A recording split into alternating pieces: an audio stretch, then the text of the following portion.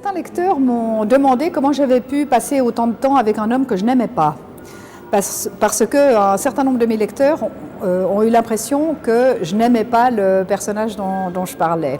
Alors ça m'attriste beaucoup parce que j'aime énormément Dunant, mais c'est vrai que je ne prends pas une perspective admirative à 100% et je ne prends en tout cas pas une perspective hagiographique. Pour quelles raisons? D'abord parce que ça a déjà été fait, on a des hagiographies de Dunant à ne plus savoir qu'en faire. Et puis deuxièmement, quand on se coltine le personnage, il y a énormément de côtés qui sont assez déplaisants chez lui. Votre temps vous appartient à la rigueur, mais pas le mien. Et surtout pas l'argent de notre société. Savez-vous combien nous ont coûté vos petites dépenses philanthropiques? L'argent perdu, le temps perdu, quelle comptabilité. Vous ne comprenez non pas ce que nous faisons ici? Retourner à Genève. Tous ces mouches qui nous infestent, ça en fera toujours une de moins.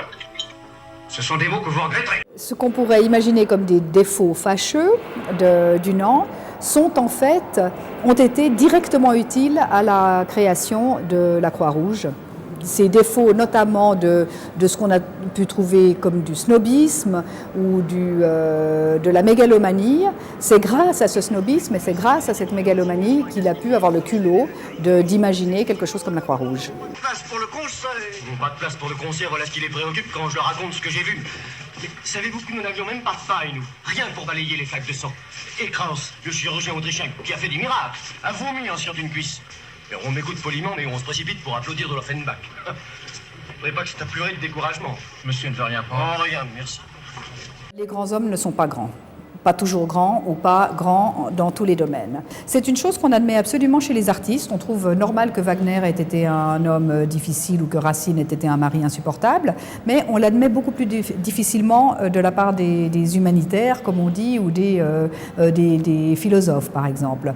Or, il faut admettre le fait que les gens d'une envergure particulière, comme Henri Dunant, ne sont pas forcément des saints. Henri, tu me fais peur. Tu as pris des engagements. Maman, à tous ceux qui sont morts dans mes bras, crois-tu que je n'ai rien promis? Dunant et les femmes, c'est une question compliquée. Dunant et ses inspiratrices, là, il y aurait quelque chose à dire, étant donné qu'il s'est lui-même référé à Florence Nightingale, évidemment, à Barton aussi, et à Madame de Gasparin, qui est une figure genevoise, mais qu'il a certainement encouragée et inspiré. Il a eu une liaison importante avec une femme plus âgée que lui qui s'appelait Léonie Kastner, qu'il a soutenue pendant plus de 10 ans, financièrement certainement, et puis, mais aussi ils avaient certainement une complicité amicale, intellectuelle. Est-ce qu'ils avaient une relation amoureuse? Je ne sais pas, mais elle a été vraiment la présence féminine importante de sa vie. Sinon, on ne lui connaît pas de liaison, ni de femme, ni de maîtresse.